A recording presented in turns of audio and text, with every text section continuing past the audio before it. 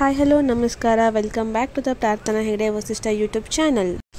ಇದು ತುಂಬ famous temple. ನೀವು ಗೂಗಲಲ್ಲಿ ನೀವು ಶಿವನ ಟೆಂಪಲ್ ಅಂತ ಸರ್ಚ್ ಮಾಡಿದ್ರೆ ನಿಮಗೆ ಬೆಂಗಳೂರಲ್ಲಿ ಫಸ್ಟಾಗಿ ಬರೋದೇ ಈ ಟೆಂಪಲು. ತುಂಬ ಚೆನ್ನಾಗಿದೆ ಈ ಟೆಂಪಲ್ಲು ಆ್ಯಂಡ್ ಇಲ್ಲಿನ ವಿಶಿಷ್ಟತೆ ಏನಂತ ನಾನು ನಿಮಗೆ ತಿಳಿಸ್ಕೊಡ್ತೀನಿ. ಇನ್ನೂ ಯಾರು ನನ್ನ ಚಾನಲ್ಗೆ ಹೊಸಬರಾಗಿರ್ತಿರೋ ಬೇಗ ಹೋಗಿ ಸಬ್ಸ್ಕ್ರೈಬ್ ಮಾಡ್ಕೊಳ್ಳಿ. ನಿಮಗೆ ಈ ವಿಡಿಯೋ ಇಷ್ಟ ಆದರೆ ಲೈಕ್ ಮಾಡಿ, ಶೇರ್ ಮಾಡಿ ಆ್ಯಂಡ್ ಕಮೆಂಟ್ ಮಾಡಿ. ಬನ್ನಿ ಈ ಟೆಂಪಲ್ ಎಂಟ್ರೆನ್ಸಿಂದ ಯಾವ ರೀತಿ ಇದೆ ಅಂತ ನೋಡ್ಕೊಂಡು ಬರೋಣ. ನೋಡ್ತಾ ಇರ್ಬೋದು ನೋಡಿ, ನೀವು ಶಿವಲಿಂಗ ಥರ ಕಾಣಿಸ್ತದೆ. ಇದೊಂಥರ ಗುಹೆ ಒಳಗಡೆ ಹೋಗೋ ಥರ ಇದೆ. ನೋಡಿ ಯಾವ ರೀತಿ ಇದೆ ಅಂತ. ಇಲ್ಲಿಂದ ಒಂದು 100 ಮೀಟರ್ಸ್ ನೀವು ನಡ್ಕೊಂಡು ಹೋದರೆ ನಿಮಗೆ ಟೆಂಪಲ್ ಸಿಗುತ್ತೆ. ನೋಡಿ ಈ ಥರ ಪೋಸ್ಟ್ಗಳನ್ನು ಹಾಕಿದ್ದಾರೆ, ಅಲ್ಲಿ ಎಲ್ಲ ಏನೇನಿದೆ ಅಂತಲೂ ಬರೆದಿದ್ದಾರೆ. ಇಲ್ಲಿ ಲೈಟಿಂಗ್ಸ್ಗಳನ್ನು ತುಂಬ ಚೆನ್ನಾಗಿ ಮಾಡಿದ್ದಾರೆ. ನೋಡ್ತಾ ಇರ್ಬೋದು, ನಿಮಗೆ ಲೈಟಿಂಗ್ಸ್ ಕಾಣ್ತಾ ಇರ್ಬೋದು. ಇನ್ನು ಮುಂದ್ಗಡೆ ಹೋದಂತೆ ನಿಮಗೆ ಗೊತ್ತಾಗುತ್ತೆ ಲೈಟಿಂಗ್ಸ್ ಯಾವ ರೀತಿ ಮಾಡಿದ್ದಾರೆ ಅಂತ. ಯಾರ್ಯಾರು ನನ್ನ ಚಾನಲ್ಗೆ ಹೊಸಬರಾಗಿರ್ತಾರೋ ಬೇಗ ಹೋಗಿ ಸಬ್ಸ್ಕ್ರೈಬ್ ಮಾಡ್ಕೊಳ್ಳಿ. ನಿಮ್ಗೆ ಈ ವಿಡಿಯೋ ಇಷ್ಟ ಆದರೆ ಲೈಕ್ ಮಾಡಿ, ಶೇರ್ ಮಾಡಿ ಆ್ಯಂಡ್ ಕಮೆಂಟ್ ಮಾಡಿ.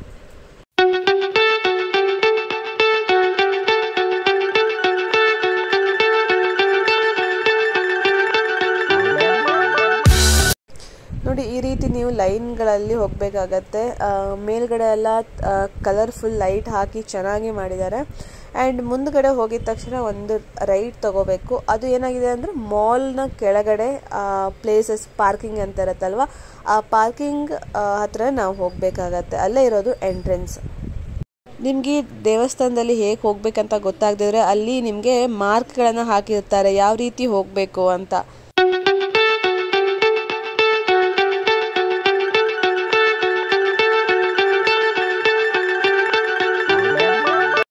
ಇಲ್ಲಿ ನಾವು ಟಿಕೆಟ್ಗಳನ್ನು ತಗೋಬೇಕಾಗತ್ತೆ. ಇಲ್ಲಿ ಯಾವ ರೀತಿ ಟಿಕೆಟ್ ವ್ಯವಸ್ಥೆ ಮಾಡಿದ್ದಾರೆ ಅಂದರೆ ಪರ್ ಪರ್ಸನ್ಗೆ 150 ರುಪೀಸು. ಅಂದರೆ ನಾರ್ಮಲ್ ಶಿವನ್ ನೋಡಬೇಕಂದ್ರೆ ನಿಮಗೆ ಸ್ಪೆಷಲ್ ಎಂಟ್ರಿ ಬೇಕು ಅಂದರೆ 250 ರುಪೀಸ್ ಆಗುತ್ತೆ ಪರ್ ಟಿಕೆಟ್ಗೆ. ಸೊ ಅದು ಸ್ಪೆಷಲ್ ಎಂಟ್ರಿ ಅಂದರೆ ಅಲ್ಲಿ ತುಂಬ ಗುಹೆಗಳೊಳಗೆ ಶಿವಲಿಂಗಗಳನ್ನು ಇಟ್ಟಿರ್ತಾರೆ, ಅದನ್ನು ನೀವು ನೋಡ್ಬೋದು. ನೋಡಿ ಈ ರೀತಿ ಸ್ಪೆಷಲ್ ಎಂಟ್ರಿ ಆದರೆ ಈ ರೀತಿ ರುದ್ರಾಕ್ಷಿಗಳನ್ನ ಇಟ್ಟಿರ್ತಾರೆ. ಒಂದು ಬೌಲಲ್ಲಿ ಫುಲ್ ರುದ್ರಾಕ್ಷಿಗಳನ್ನ ಹಾಕಿ ಈ ಥರ ಬೌಲ್ಸ್ಗಳನ್ನು ಸಾಲಾಗಿ ಇಟ್ಟಿರ್ತಾರೆ. ಇಲ್ಲಿ 108 ಬೌಲ್ಗಳಿರುತ್ತೆ. ಆ 108 ಬೌಲ್ಗಳಲ್ಲಿ ನೀವು ಒಂದೊಂದಾಗಿ ರುದ್ರಾಕ್ಷಿಗಳನ್ನು ಹಾಕ್ತಾ ಹೋಗಬೇಕಾಗತ್ತೆ. ಇಲ್ಲಿ ನೀವು ನೀರಿನ ಅಭಿಷೇಕನೂ ಮಾಡ್ಬೋದು. ನಿಮಗೆ ಒಂದು ದಾರವನ್ನು ಕೊಡ್ತಾರೆ, ಆ ದಾರವನ್ನು ಇಲ್ಲಿ ನೋಡಿ ಈ ರೀತಿ ಕಟ್ಟಬೇಕಾಗತ್ತೆ.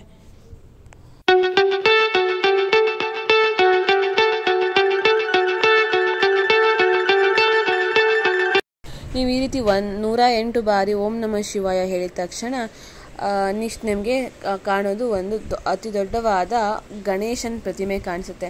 ಅದು 32 ಅಡಿ ಎತ್ತರವಾಗಿರುತ್ತೆ. ಆ್ಯಂಡ್ ಇದನ್ನು ಮಾರ್ಚ್ 1, 2003ರಲ್ಲಿ ಮಾಡಲಾಗತ್ತೆ. ನಿಮ್ಗೆ ಇಲ್ಲೇ ಮೇಲ್ಗಡೆ ನಿಂತ್ಕೊಂಡು ನಾವು ಶಿವನ ಪ್ರತಿಮೆಯನ್ನು ನೋಡ್ಬೋದು. ನೋಡಿ ಇದು ಎಷ್ಟು ದೊಡ್ಡದಾಗಿದೆ ನೋಡಿ. ಇಲ್ಲಿಂದ ವ್ಯೂ ಯಾವ ರೀತಿ ಇದೆ ಅಂತ. ನೆಕ್ಸ್ಟ್ ಬಂದು ನಾವು ನಿಮ್ಗೆ ಇಲ್ಲಿ ಕಾಣ್ತಾ ಇರ್ಬೋದು ಹರಿದ್ವಾರ ಅಂತ. ಅಲ್ಲೊಂಥರ ಗುಹೆ ಒಳಗಡೆ ಹೋಗಬೇಕಾಗತ್ತೆ. ತುಂಬ ಚೆನ್ನಾಗಿದೆ ಪ್ಲೇಸು. ಅಲ್ಲಿ ಯಾರೂ ಇರಲ್ಲ ಆ್ಯಂಡ್ ಅಲ್ಲಿ ನಿಮಗೆ ಶಿವನ ಮೂರ್ತಿಗಳನ್ನು ಇಟ್ಟಿರ್ತಾರೆ. ನೋಡ್ತಾ ಇರ್ಬೋದು, ನಿಮ್ಗೆ ಲೆಫ್ಟಲ್ಲಿ ಕಾಣ್ತಾ ಇದೆ ಅಲ್ವಾ.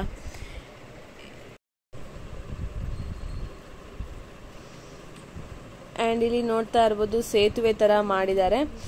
ಇಲ್ಲಿ ಋಷಿಕೇಶ ಅಂತ ನೇಮ್ ಇಟ್ಟಿದ್ದಾರೆ. ನಿಮ್ಗೆ ಅಲ್ಲಿ ಎಲ್ಲೆಲ್ಲಿ ಶಿವನ ವಿಗ್ರಹ ಇರುತ್ತೋ ಅದರ ಮೇಲ್ಗಡೆ ನಿಮಗೆ ಇದು ಎಲ್ಲಿಯ ವಿಗ್ರಹ ಅಂತ ನಿಮಗೆ ಅಲ್ಲಿ ಮೆನ್ಷನ್ ಮಾಡಿರ್ತಾರೆ.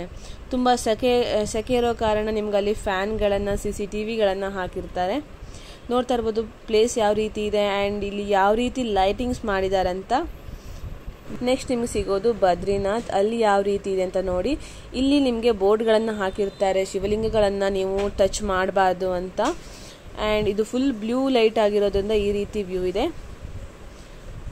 ನೋಡ್ತಾ ಇರ್ಬೋದು ನೆಕ್ಸ್ಟ್ ನಿಮಗೆ ಕೇದಾರಿನಾಥ್ ಸಿಗುತ್ತೆ. ನೋಡ್ತಾ ಇರ್ಬೋದು ಅಲ್ಲಿ ಯಾವ ರೀತಿ ಇದೆ ಅಂತ. ಅಲ್ಲಿ ನಿಮಗೆ ಹೆಸರುಗಳನ್ನು ಮೆನ್ಷನ್ ಮಾಡಿರ್ತಾರೆ ಯಾವ ರೀತಿ ಲಿಂಗಗಳಿರುತ್ತೆ ಅಂತ.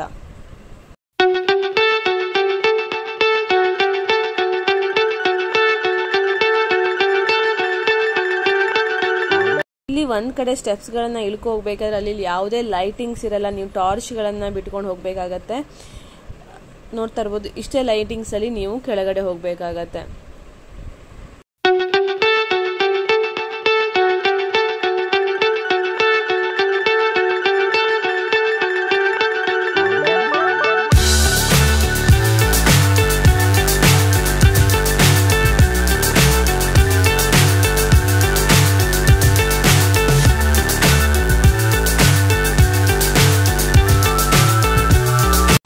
ಇಲ್ಲಿ ನೀವು ಸ್ಪೆಷಲ್ ಎಂಟ್ರಿ ತಗೊಂಡಿರೋದ್ರಿಂದ ನಿಮಗೆ ಹಾಲಿನ ಅಭಿಷೇಕನ ಮಾಡೋಕ್ಕೂ ಕೊಡ್ತಾರೆ. ಚಿಕ್ಕದಾಗಿರೋ ಶಿವಲಿಂಗನ ಇಟ್ಟು ಅದಕ್ಕೆ ನೀವು ಹಾಲಿನ ಅಭಿಷೇಕವನ್ನು ಮಾಡ್ಬೋದು.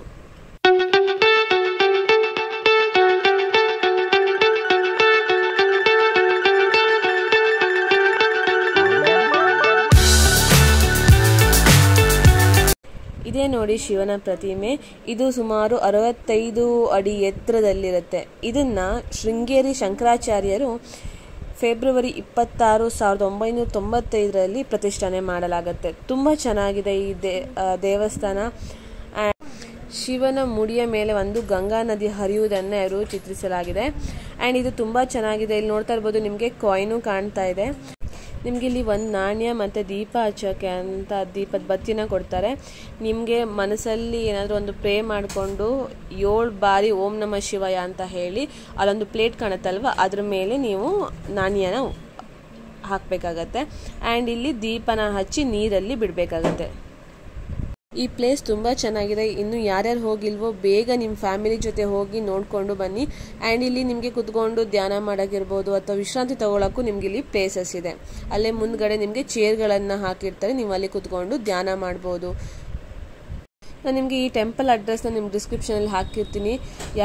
ಯಾರಿಗಿನ್ನೂ ಹೋಗ್ಬೇಕನ್ಸುತ್ತೋ ಅವ್ರ ಡಿಸ್ಕ್ರಿಪ್ಷನ್ ನೋಡಿಕೊಂಡು ನೀವು ಮ್ಯಾಪಲ್ಲಿ ಹುಡುಕ್ರಿ, ನಿಮಗೆ ಈಸಿಯಾಗಿ ಸಿಗುತ್ತೆ. ಹೋಗಿ ಬನ್ನಿ.